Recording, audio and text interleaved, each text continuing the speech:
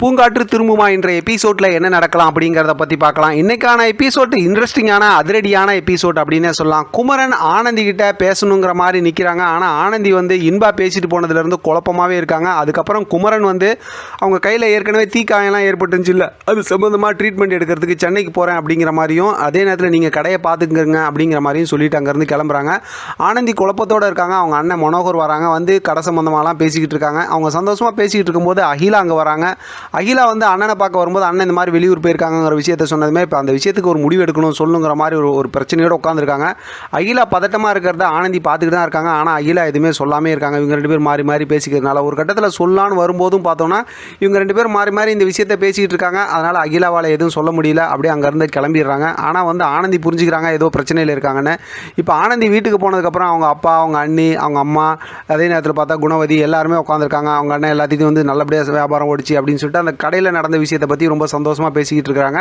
அடுத்து ஆனந்தி உட்காந்து ரொம்ப யோசனையோடு இருக்காங்க. அவங்க அண்ணி வராங்க, என்ன ஏதுன்னு கேட்குறாங்க. இப்போ குமரன் சம்பந்தமாக குமரன் எப்படிப்பட்டவர்னு கேட்கும்போது குமரன் ரொம்ப நல்லவர் தான் அப்படிங்கிற மாதிரி விஷயத்தை அவங்க அண்ணி சொல்கிறாங்க.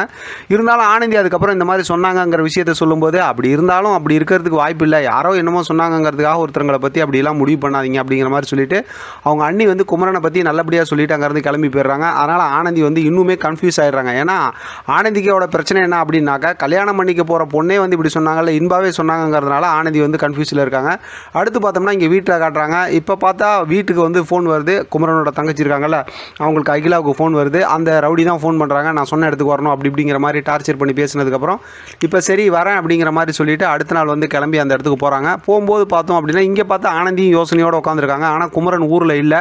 இந்த நேரத்தில் பார்த்தோம்னா அகிலா கிளம்பி அந்த ரவுடி சொன்ன இடத்துக்கு போய்கிட்டு இருக்காங்க. போகும்போது மாஸ்க் போட்டுட்டு போகிறாங்க. இப்போ அந்த ரவுடி ஃபோன் பண்ணி நான் சொன்ன இடத்துக்கு வர, சரி எதுக்கு மாஸ்க் போட்டு வர அப்படிங்கிற மாதிரிலாம் கேட்டுக்கிட்டு உட்காந்துருக்காங்க. அதனால் பார்த்தா யோசிக்கிறாங்க. அதோட இன்றைக்கான எபிசோட் ரொம்பவுமே அதிரடியாக முடிச்சிருக்காங்க. பார்க்கலாம் அடுத்து வர ப்ரோமோ வச்சு அடுத்த ஸ்டோரி எப்படி இன்ட்ரெஸ்டிங்காக கொண்டு போகிறாங்க அப்படிங்கிறத தொடர்ந்து நம்ம பேசலாம்.